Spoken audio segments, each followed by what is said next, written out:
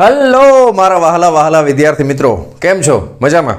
તો વહાલા વિદ્યાર્થી મિત્રો, અત્યારે આપણે જોઈ રહ્યા છીએ ધોરણ 11 ફિઝિક્સ ચેપ્ટર નંબર 11, ધોરણ 11 ચેપ્ટર 11 થર્મોડાયનેમિક્સ, બરાબર, કે જેનો આ ત્રીજો લેક્ચર છે. લાસ્ટ લેક્ચરની અંદર આપણે થર્મોડાયનેમિક્સનો શૂન્ય ક્રમનો નિયમ જોયો હતો, બરાબર. થર્મોડાયનેમિક્સનો શૂન્ય ક્રમનો નિયમ, એના પછી આપણે આંતરિક ઉર્જા, પછી ઉષ્મા અને કાર્ય શું છે એના વિશે માહિતી મેળવી હતી. આજના લેક્ચરમાં આપણે શરૂ કરવાના છીએ થર્મોડાયનેમિક્સના પહેલા નિયમની સાથે.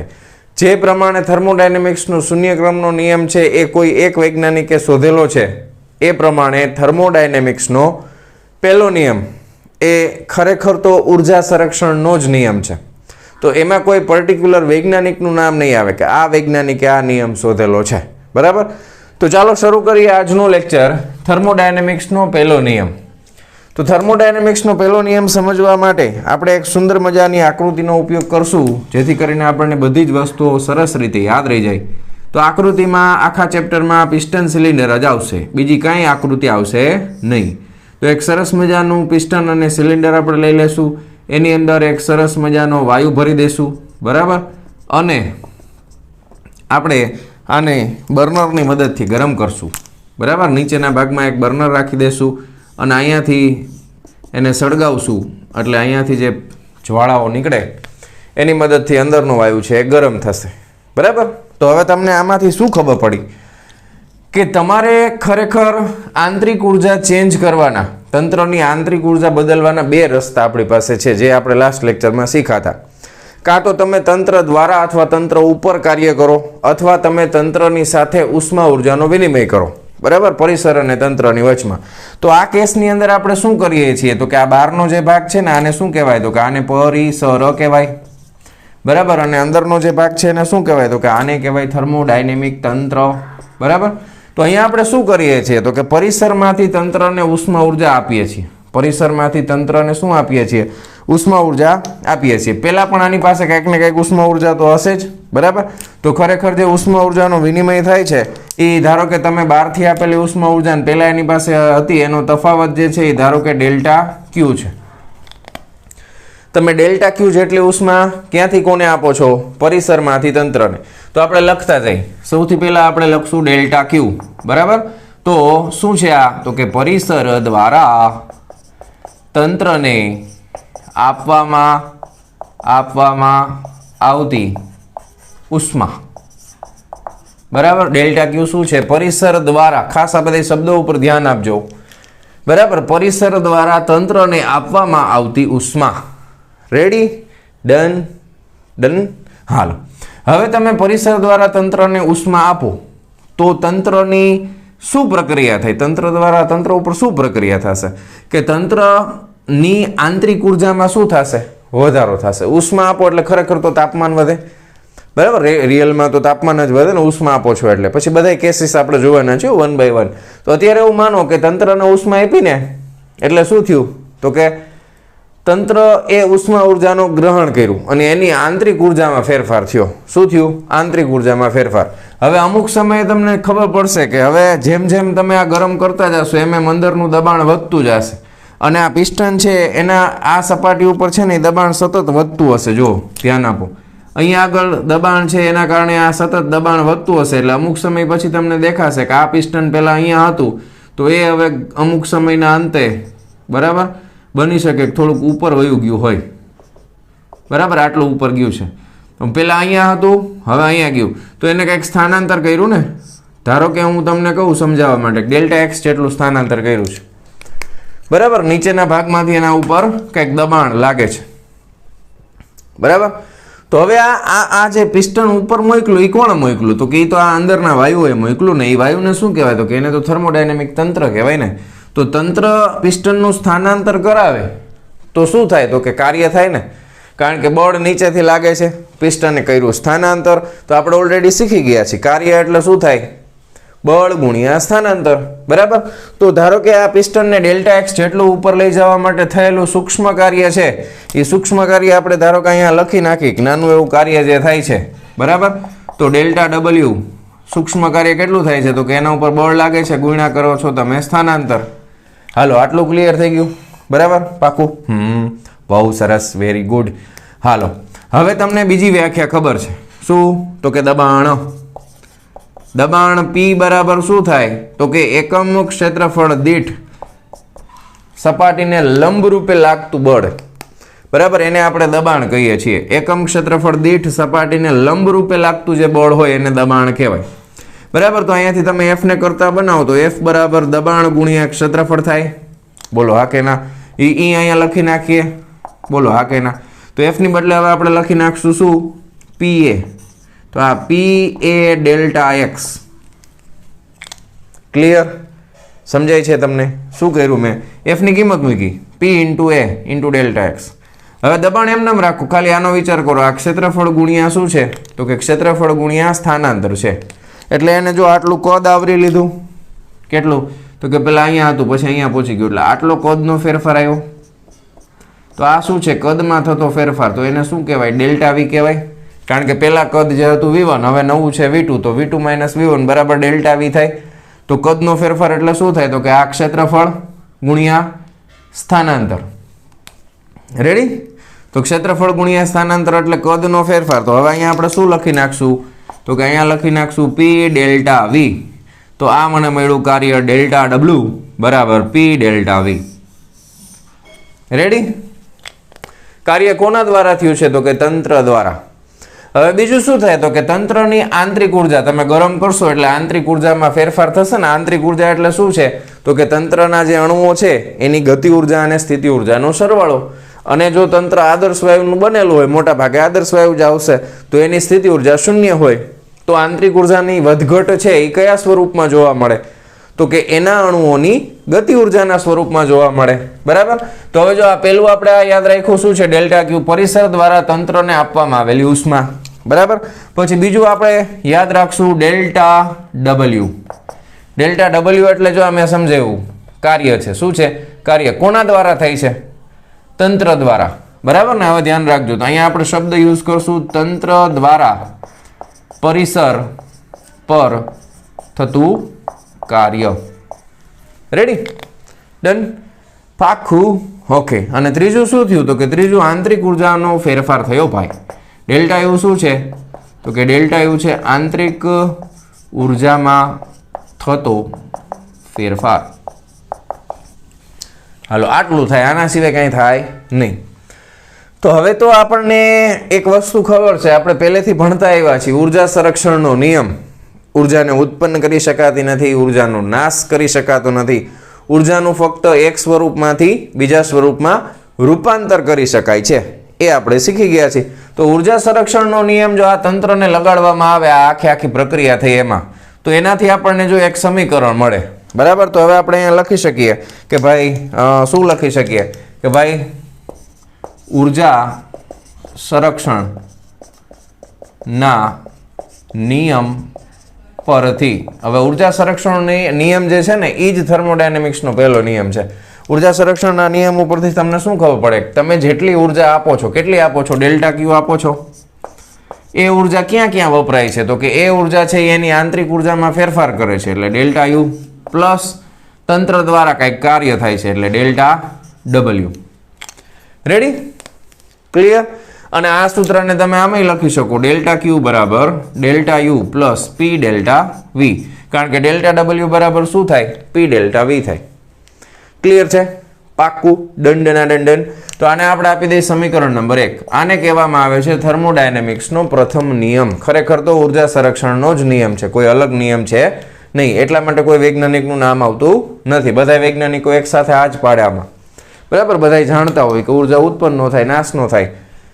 રેડી? ડન છે? આટલું ક્લિયર છે? તો હવે હું છે ને આ આકૃતિ ભૂસી નાખું છું, બરાબર. ભલે હાલો ભલે રહી. હજી એક તમને સાથે સાથે સંજ્ઞા પદ્ધતિ સમજાવી દઉં. ટેક્સ્ટ બુકમાં નથી લખી પણ આપણે યાદ રાખવાની, બરાબર. હું તમને અલગથી સમજાવી જ દઉં. જો સંજ્ઞા પદ્ધતિ હેડિંગ મારી દેજો બુકમાં, સંજ્ઞા પદ્ધતિ, બરાબર છે. સંજ્ઞા પદ્ધતિમાં બે વસ્તુ ખાસ ધ્યાન રાખવાની, ઉષ્મા ઉર્જા અને કાર્ય. ઉષ્મા ઉર્જાનો ફેરફાર અને કાર્ય, બરાબર છે. તો તમારે ડેલ્ટા ક્યુ ક્યારે ધન લેવાનું તો ઉષ્મા ઉર્જા ક્યારે ધન લેવાની? બરાબર, આ ધન ક્યારે હોય? તો કે પરિસર દ્વારા જો તંત્રને ઉષ્મા આપવામાં આવે ને, બરાબર, પરિસર દ્વારા તંત્રને ઉષ્મા મળે તો ધન. રેડી? ક્લિયર છે? હવે આટલું ખાલી હું જવા દઉં છું, આ સૂત્ર દબાણ વાળું, બરાબર. આ એક્સ્ટ્રા તમે એવું જ લખી લેજો સાઈડમાં. રેડી? હા, તો પરિસર દ્વારા જો તંત્રને ઉષ્મા મળે, ઉષ્મા તંત્રને મળે તો ધન. પછી ઊંધું થાય કે ભાઈ તંત્ર દ્વારા પરિસરને ઉષ્મા મળે તો ઋણ. તો એનો મતલબ એમ કે તંત્રમાં ઉષ્મા દાખલ થાય તો ધન લેવાની, બહાર નીકળે તો ઋણ લેવાની. પછી કાર્યમાં તો કે થાય ને, કાર્ય ધન ક્યારે થાય, ઋણ ક્યારે થાય? તો આવો શબ્દ હોય તંત્ર દ્વારા અથવા તો તંત્ર વડે, બરાબર. કાર્યમાં આવો શબ્દ આવે, તંત્ર દ્વારા કાર્ય થાય છે અથવા તંત્ર વડે કાર્ય થાય છે, બરાબર. તો કાર્ય કેવું આવશે? તો કે તો કાર્ય આવશે ધન. તો કાર્ય કેવું આવશે? ધન. રેડી? હવે સાથે સાથે એક બીજી વસ્તુ યાદ રાખો, આગળ આવવાની છે એટલે અત્યારે સમજી લ્યો. વાયુના કિસ્સામાં, આદર્શ વાયુમાં તો ખાસ યાદ રાખશું કે આદર્શ વાયુનું પ્રસરણ થાય. શું થાય? પ્રસરણ થાય તો ધન. આદર્શ વાયુનું પ્રસરણ એટલે કદ વધે, ટૂંકમાં પ્રસરણ એટલે કદ વધે તો કાર્ય હંમેશા ધન લેવાનું. ખ્યાલ આવી ગયો? પછી બીજું યાદ રાખો, તંત્ર ઉપર આવો શબ્દ હોય, તંત્ર ઉપર કાર્ય થયું તો કાર્ય ઋણ લેવાનું. કેવું? ઋણ. રેડી? બરાબર. તંત્ર ઉપર કાર્ય થાય તો કાર્ય કેવું લેવાનું? ઋણ. પછી આદર્શ વાયુનું પ્રસરણ, તો એ જ રીતના આ કિસ્સાની અંદર જો આદર્શ વાયુનું સંકોચન થાય, શું થાય? સંકોચન, તો કાર્ય ઋણ. બરાબર. આદર્શ વાયુનું સંકોચન થાય તો કાર્ય ઋણ. આદર્શ વાયુનું પ્રસરણ થાય, કદ વધે તો કાર્ય ધન. ખાસ આ યાદ રાખજો, આ બધી સંજ્ઞા પદ્ધતિ છે, દાખલો ગણવામાં એમાં કામ આવશે. ખાસ બીજું, કેમેસ્ટ્રીની અંદર અને ફિઝિક્સની અંદર બેયમાં આ ચેપ્ટર છે, બેયને એકબીજા સાથે કમ્પેર નહીં કરતા, નકર લોચો પડી જશે. કેમેસ્ટ્રીનું એના માટે રહેવા દો, કેમેસ્ટ્રી માટે, ફિઝિક્સનું આપણા માટે રહેવા દો, બરાબર. આપણે જ્યારે પણ કોઈ દાખલો ગણશું, કોઈ થિયરી આવશે તો આ સંજ્ઞા પદ્ધતિનો ઉપયોગ કરશું. કેમેસ્ટ્રીમાં એની જે પોતાની સંજ્ઞા પદ્ધતિ છે એનો ઉપયોગ થાય, બરાબર. હા, રેડી? આટલું. તો આંતરિક ઉર્જા વધે તો ધન, આંતરિક ઉર્જા ઘટે તો ઋણ. આંતરિક ઉર્જામાં તમે લખી શકો, એને આપણે હવે અહીંયા બ્લુ કલર વડે લખી નાખી કે ડેલ્ટા યુ, બરાબર, આ વધે તો ધન અને ઘટે તો ઋણ. આ સંજ્ઞા પદ્ધતિ છે, આનો આપણે ઉપયોગ કરવાના છીએ, બરાબર ને. એટલે આકૃતિની મદદથી તમને સમજાવી શકું બધું. જો અહીંયાથી અહીંયા ઉષ્મા ગઈ, અંદર તંત્રમાં દાખલ થઈ તો ધન. પછી તમે આ બર્નર કાઢી નાખો, આને તમે હવામાં રાખી દો વાતાવરણમાં, તો શું થાય? અંદરની ઉષ્મા ક્યાં જાય? બહાર. તો શું આવે? ઉષ્મા ઉર્જા ઋણ લેવાની, બરાબર. પછી ધારો કે તમે આને ગરમ કરો છો, પિસ્ટન ઉપર ગયું તો વાયુનું શું થયું? કદ વધ્યું તો કાર્ય કેવું લેવાનું? ધન.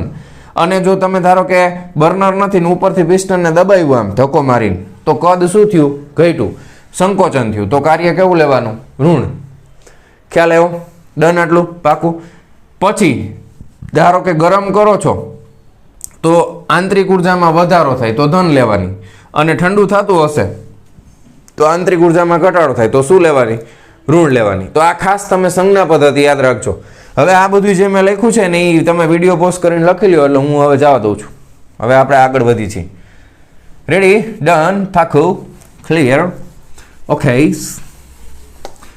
તો હવે આપણે જોશું, ટેક્સ્ટ બુકમાં એક સ્પેશિયલ કેસ આપણને સમજાવ્યો છે કે ધારો કે ઘણી એવી પ્રક્રિયા હોય કે તમે આ સૂત્રને બીજી રીતે લખી શકો ને, તો એ બીજી રીતે લખીને બતાવી. એમાં શું છે? તમે આંતરિક ઉર્જાને કરતા બનાવો તો ડેલ્ટા યુને કરતા બનાવો શું થાય? તો કે ડેલ્ટા ક્યુ માઇનસ ડેલ્ટા ડબલ્યુ.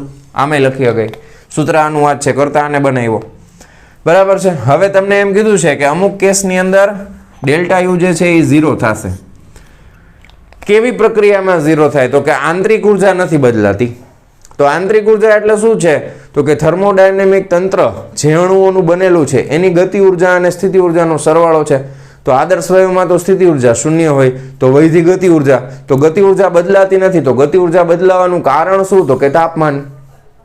ખ્યાલ આવ્યો? તો એવું તંત્ર હોય કે જેનું તાપમાન ન બદલાતું હોય, તાપમાન અચળ હોય, તો એવી પ્રક્રિયા આપણે આગળ શીખવાના છીએ. પણ અત્યારે તમને ટેક્સ્ટ બુકમાં આપ્યું છે કે સમતાપી, એને કેવી પ્રક્રિયા કહેવાય? તાપમાન ન બદલાય તો સમતાપી. તો ધારો કે સમતાપી પ્રસરણ ખાલી એટલું જ લખ્યું છે, અથવા તો તમે બે સમજો, સંકોચન, ગમે તે વસ્તુ થાય, પ્રસરણ થાય અથવા સંકોચન થાય, તો આંતરિક ઉર્જાનો ફેરફાર કેટલો આવે? શૂન્ય આવે. કેટલો આવે? શૂન્ય આવે. તો આ કિસ્સાની અંદર તમે જોઈ શકો છો જો આંતરિક ઉર્જા 0 થાય તો બે વસ્તુ સરખી થઈ જાય કે ડેલ્ટા ક્યુ બરાબર ડેલ્ટા ડબલ્યુ. જેટલી ઉષ્મા ઉર્જા આપશો એ બધાનું 100% કેમાં રૂપાંતર થઈ ગયું તો કે કાર્યમાં રૂપાંતર થઈ ગયું. રેડી? ડન છે આટલું? તો આને કહેવાય થર્મોડાયનેમિક્સનો પહેલો નિયમ. હવે આપણે એને એક પ્રક્રિયા દ્વારા સમજવાનો પ્રયત્ન કરીએ. રેડી? ચાલો સમજી લઈએ. હવે આપણે આ ભાગનો યુઝ કરશું. ધારો કે આપણે કોઈ એક કાલ્પનિક થર્મોડાયનેમિક પ્રક્રિયાનો વિચાર કરીએ, બરાબર? તો એ પ્રક્રિયા છે એ P વિરુદ્ધ V નો જ આલેખ આવશે આખા ચેપ્ટરમાં, બરાબર? ધારો કે કોઈ એક પ્રારંભિક સ્થાન છે, તો એ પ્રારંભિક અવસ્થા અહીંયા આગળ હતી, તો એને ઇંગ્લિશમાં ઇનિશિયલ પોઝિશન કહેવાય, બરાબર? તો આ જગ્યા પાસે તંત્રનું જે દબાણ છે એ P1 છે એવું માનો, કદ છે એ V1 છે એવું માનો, બરાબર? અને પછી ધારો કે પ્રક્રિયા થઈને પછી ફાઇનલી અહીંયા ક્યાંક આવે છે, તો આ અંતિમ છે એને ઇંગ્લિશમાં ફાઇનલ કહેવાય. તો આ જગ્યા ઉપર એનું ધારો કે દબાણ છે એ કદ છે એ V2 છે, બરાબર? અને દબાણ છે એ P2 છે. તો હવે મારે તંત્રને અહીંયાથી અહીંયા લઈ જવું છે, તો કેવી રીતે લઈ જઈ શકાય? બરાબર? ઘણા બધા રસ્તાઓ છે. પહેલો રસ્તો આપણે પસંદ કરીએ. ધારો કે પહેલા હું છે ને એક રસ્તો એવો પસંદ કરું છું કે પહેલા હું છે ને આમ કરીને આમ જાઉં છું, તો જો દબાણ નથી બદલાતું ક્યાંય, કદ બદલાય છે V1 થી V2, બરાબર? અને પછી અહીંયાથી હું પછી છે ને સીધો હેઠે આવતો રહું છું આમ સીધી રેખાના સ્વરૂપમાં. તો આ ભાગમાં તમે જુઓ, આ ભાગમાં શું થયું તો કે દબાણ, કદ અચળ પણ દબાણ ઘટ્યું. ખ્યાલ આવ્યો?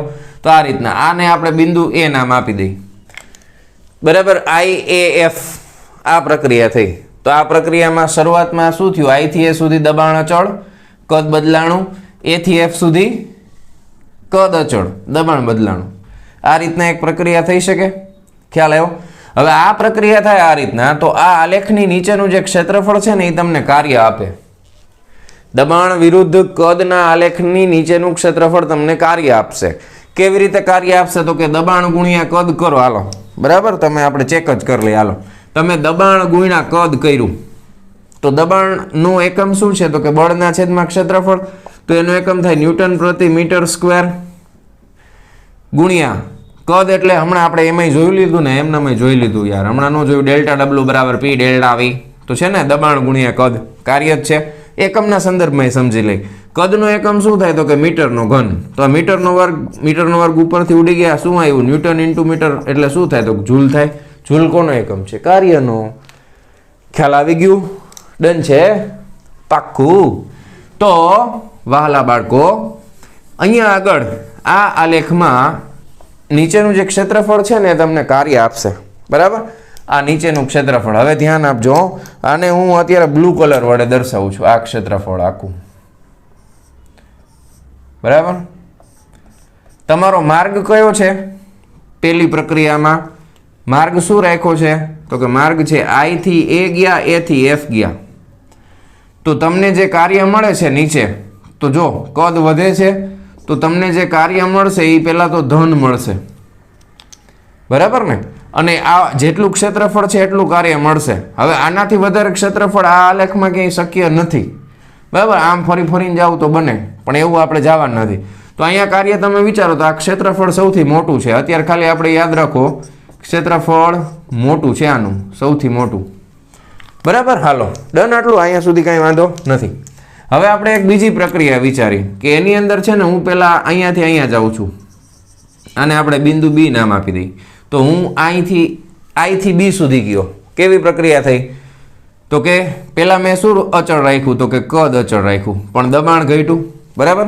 પછી હું બીજી પ્રક્રિયા કરું છું B થી F સુધી. આમ જો, તો I થી B ગયો, B થી F ગયો, તો આ કેસની અંદર શું થયું તો કે આ કેસની અંદર હવે મેં શું અચળ રાખ્યું તો કે હવે મેં દબાણ અચળ રાખ્યું, કદ વધી ગયું, બરાબર. તો આ કેસની અંદર જો આ તો સીધી રેખા છે તો આની નીચે કંઈ ક્ષેત્રફળ ન મળે, આડી રેખાની નીચે મળે. રેડી. તો આ કેસની અંદર મને ક્ષેત્રફળ કેટલું મળશે તો કે જો આટલું મળશે, રેડ કલર વાળું છે ને આટલું ક્ષેત્રફળ મળે. તો પેલા કરતા તો ક્ષેત્રફળ નાનું છે ને નાનું. તો બીજી પ્રક્રિયા I થી B ગયા, B થી F ગયા, તો અહીંયા કાર્ય તો ધન જ છે ભાઈ, કાર્ય તો ધન જ છે, થાય છે તો પ્રસરણ, પણ ક્ષેત્રફળ કેવું છે, ક્ષેત્રફળ નાનું છે, બરાબર. રેડી. હવે ત્રીજી પ્રક્રિયા આપણે વિચારી. ધારો કે હું એક એવો માર્ગ પસંદ કરું છું આ રીતનો, આ આપણે જોવાના છીએ આવો આલેખ, આ સમતાપી પ્રક્રિયા કહેવાય. કેવી? સમતાપી પ્રક્રિયા. તો હવે આનું દરેકે દરેક I થી F સુધીનું દરેકે દરેક આને આપણે માર્ગને નામ આપી દઈએ C, બરાબર. આને C નામ આપી દઈએ. ઓલાને છે ને બ્લુ કલરથી કરી નાખવું એટલે કન્ફ્યુઝન ન થાય. આ બ્લુ વાળું છે તો બ્લુ, તો A, B અને C. તો ત્રીજો માર્ગ બ્લેક કલર વાળો તમે વિચારો, તો ત્રીજો માર્ગ છે I થી C થી F, બરાબર. રેડી. તો આ કેસની અંદર તમે જુઓ કે અહીંયા દરેકે દરેક બિંદુ જેટલા આવશે એ દરેકે દરેક બિંદુ પાસે દબાણ અને કદનું મૂલ્ય બદલાતું જાય છે, એક સરખું રહેતું નથી.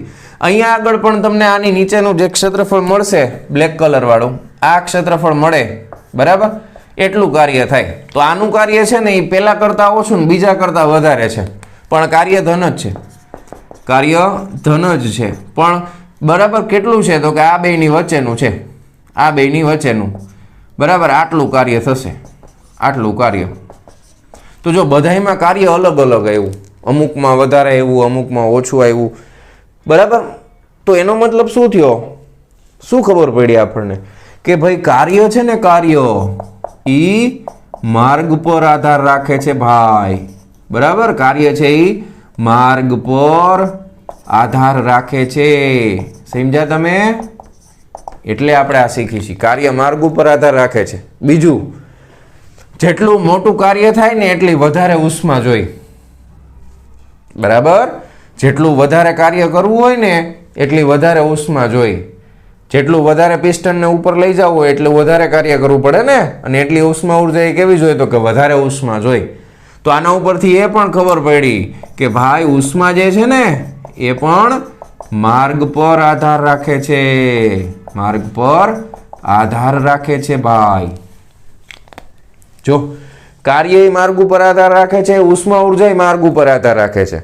હવે બીજું તો કે ધારો કે આ દરેકે દરેક પ્રક્રિયા થઈ IAF, IBF, ICF, આ બધાયમાં જે ઉષ્મા ઉર્જા થાય છે શું એ સરખી હોય તો કે ના, બરાબર. ધારો કે પહેલી પ્રક્રિયામાં જે ઉષ્મા છે એને આપણે નામ આપી દઈએ ડેલ્ટા QA, ઈ કોઈ દિવસ ડેલ્ટા QB જેટલી ન હોય ને ઈ કોઈ દિવસ ડેલ્ટા QC જેટલી ન હોય, ત્રણેયની ઉષ્મા જુદી જુદી હોય. તો શું ત્રણેયના કાર્ય સરખા છે તો કે ના, કાર્ય જુદા જુદા છે. કે ડેલ્ટા WA છે એ કોઈ દિવસ ડેલ્ટા WB જેટલું ન હોય ને કોઈ દિવસ ડેલ્ટા WC જેટલું ન હોય, ત્રણેય જુદા જુદા હોય. પણ એક વસ્તુ નોટિસ કરી આપણે કે કાર્ય વધારે છે તો ઉષ્માય વધારે છે, કાર્ય વધારે છે તો ઉષ્માય વધારે છે, બરાબર. તો હવે એક વસ્તુ જે નોટિસ કરી ને એ નોટિસ કરી વસ્તુ અહીંયા છે. જો કે આપણે છે ને, જો ધારો કે આપણે ઉષ્મા ઉર્જાનો વિનિમય ચેક કરીએ એના કાર્ય સાથે, તો delta QA minus delta WA કરું તો ડેલ્ટા QB બરાબર QB માઇનસ ડેલ્ટા WB કરું અને delta QC minus delta WC કરું ને તો આ બધાનો જવાબ મને એક સરખો મળ્યો. કેવો મળ્યો? એક સરખો જ જવાબ મળ્યો. એટલે એનો મતલબ એમ કે એનો જવાબ ડેલ્ટા U છે. જો ડેલ્ટા U. તો કાર્ય અલગ, ઉષ્મા ઉર્જા અલગ, અહીંયા ઉષ્મા ઉર્જા કાર્ય અલગ, અહીંયા ઉષ્મા, પણ બધાનો જવાબ સરખા આવે છે. બધાનો જવાબ કેવો આવે છે? સરખો આવે છે ભાઈ. સમજાણું તમને? એનો મતલબ એમ કે આંતરિક ઉર્જા છે એ કેવું વિધેય છે, એ માર્ગ ઉપર આધાર રાખતું નથી, બરાબર. એટલા માટે એને અવસ્થા વિધેય કહેવાય છે. આંતરિક ઉર્જાને આપણે આગળ સમજાવ્યું હતું ને કે આંતરિક ઉર્જા શું છે, તો કે આંતરિક ઉર્જા છે ને એ અવસ્થા ચલ રાશિ છે. કેવી? અવસ્થા ચલ રાશિ છે. રેડી? તો આંતરિક ઉર્જા છે એ અવસ્થા ચલ રાશિ છે. આંતરિક ઉર્જા છે એ માર્ગ ઉપર આધાર રાખતી નથી. ખાસ મગજમાં ફિટ કરી દેજો. આંતરિક ઉર્જા માર્ગ ઉપર આધાર રાખતી નથી, એ માત્ર એની અવસ્થા ઉપર આધાર રાખે છે, પ્રારંભિક અને અંતિમ અવસ્થા. ધારો કે આ કેસની અંદર I અને F બદલાય તો આંતરિક ઉર્જાનો ફેરફાર બદલાઈ જાય, બરાબર છે. એટલે એ ખાલી I ને F ઉપર આધાર રાખશે, કયા રસ્તેથી જાઉં છું એના ઉપર આધાર રાખતી નથી. હવે ખાલી આપણે સમજવા માટે 3 અલગ અલગ રસ્તા લીધા છે. આવા અનંત રસ્તા હોઈ શકે, આવા તો અનંત રસ્તા હોઈ શકે. ધારો કે અહીંથી આમ આવું, અહીંથી આમ ફરીને આવું, અહીંથી આમ આવું, ગમે એમ કરીને આવું, તો આ પ્રારંભિકથી અંતિમ અવસ્થા સુધી પહોંચવાના અનેક માર્ગો હોઈ શકે. ખાલી સમજવા માટે આપણે 3 માર્ગ લીધા છે, જેથી તમને ખબર પડે કે કાર્ય અને ઉષ્મા છે એ માર્ગ ઉપર આધાર રાખે છે, જ્યારે આંતરિક ઉર્જાનો ફેરફાર અથવા આંતરિક ઉર્જા પોતે માર્ગ ઉપર આધાર રાખતી નથી. ડન છે? ક્લિયર? રેડી? હવે તમારી ટેક્સ્ટબુકમાં એક દાખલાના સ્વરૂપમાં તમને સમજાવ્યું છે.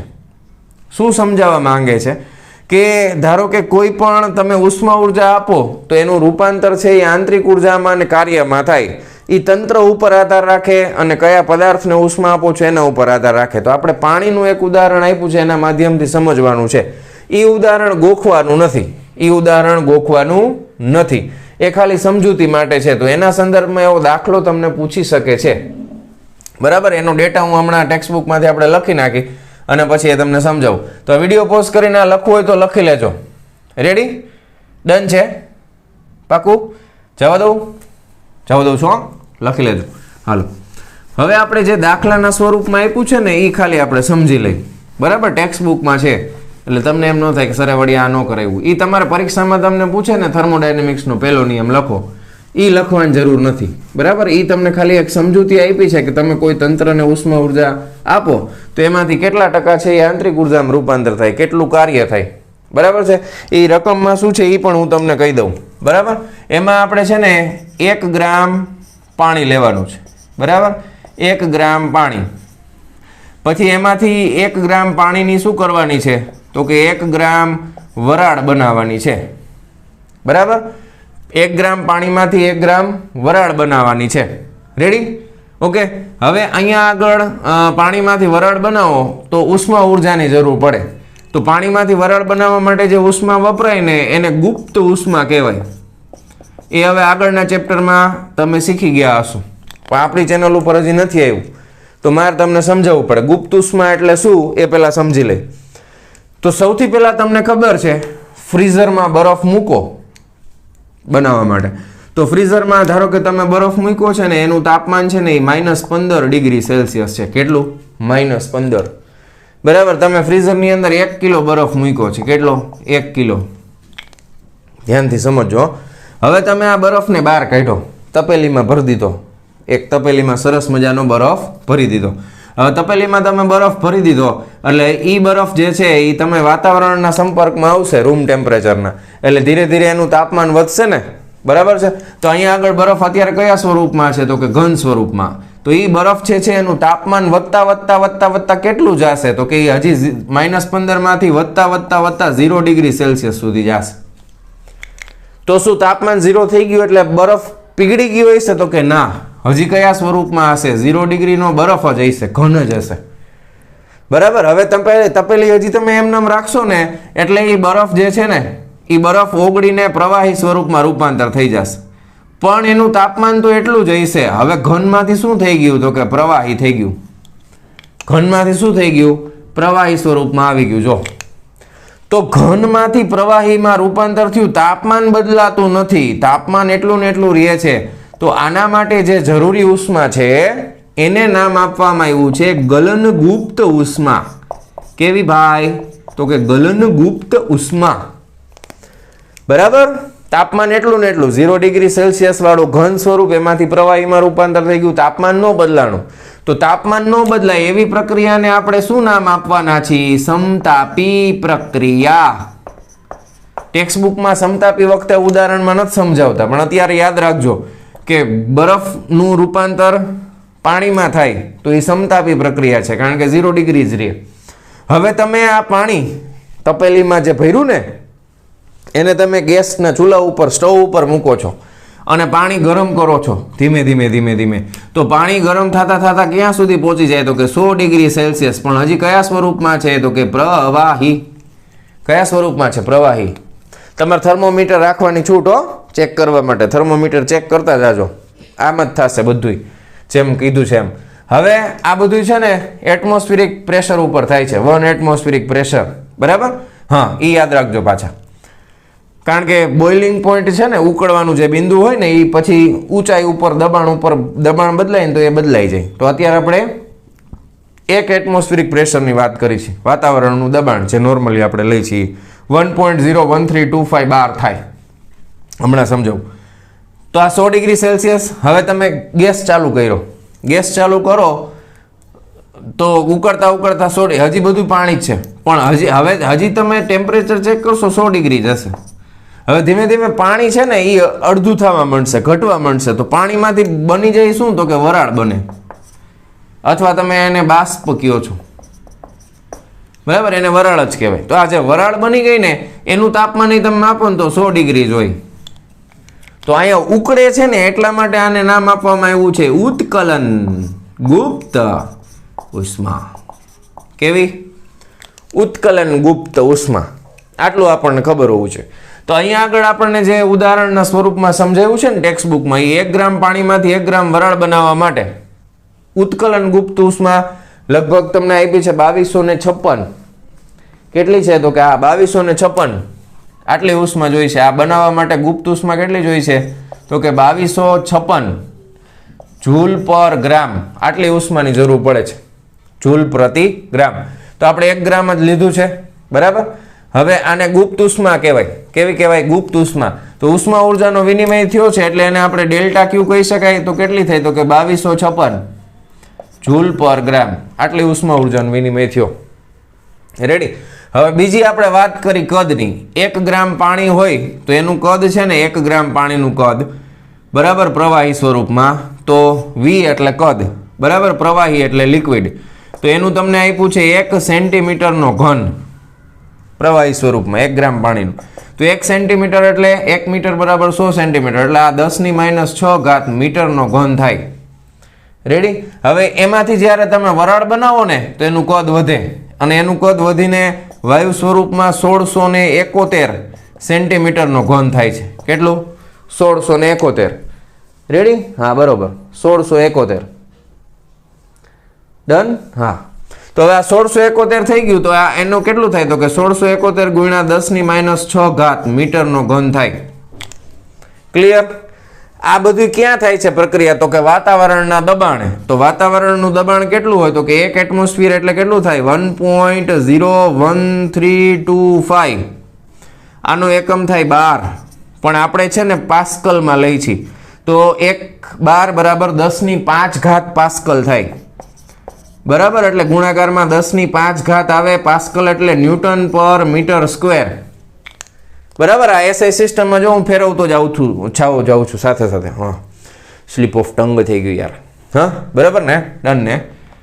કાંઈ વાંધો નથી ને? Ton ton ton ton ton ton ton.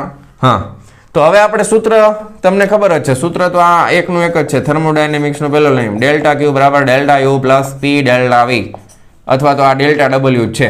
બરાબર? તો તમારે શું જોઈએ છે? તો કે તમારે ડેલ્ટા ક્યુ તમારી પાસે છે તો તમને ડેલ્ટા યુ મળી જાય, આંતરિક ઉર્જાનો ફેરફાર, અને કાર્ય મળી જાય. તો પહેલા ડેલ્ટા ડબલ્યુ ગોતી લઈ. તો પી ડેલ્ટા વી થાય. બરાબર? તો તમે 1.01325 ગુણ્યા 10⁵ એના ગુણાકારમાં ડેલ્ટા વી એટલે બરાબર ગેસિયસ એટલે લિક્વિડ. તો આ 1671 માઇનસ 1 કરો એટલે કેટલા થાય? તો 1670 થાય. ગુણ્યા 10⁶ માઇનસ વાળી છે એ તો ભેગી રાખવી જ પડે. તો આનો ગુણાકાર આપણે કરતા નથી, ટેક્સ્ટ બુકમાંથી સીધું ખેંચી લઈ. કેટલો આવે છે? 169.2 જૂલ. કેટલો આવે છે? 169.2 જૂલ. આટલું કાર્ય થાય. તો આટલું કાર્ય થાય તો આંતરિક ઉર્જા મળી જાય ને ભાઈ. તો ડેલ્ટા યુ બરાબર શું થાય? તો કે ડેલ્ટા ક્યુ માઇનસ ડેલ્ટા ડબલ્યુ. હવે આમાં ઇંક ભરવાનો સમય આવી ગયો છે, પણ હવે થોડુંક પતાવી જ દઈ ભેગું. હા, આ 2256, આ માઇનસ કાર્ય કેટલું છે? 169.2. તો એનો જવાબ છે એ સીધો આપણે લખી લઈ 2086.8 જૂલ. 2086.8 જૂલ.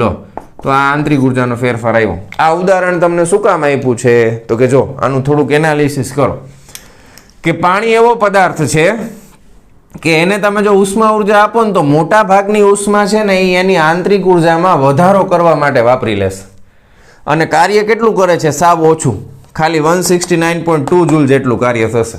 તો પાણી એવી વસ્તુ છે કે જે મોટા ભાગની ઉર્જાનો ઉપયોગ પોતાની આંતરિક ઉર્જામાં વધારો કરવા માટે યુઝ કરશે. ખ્યાલ આવી ગયો? ડન છે.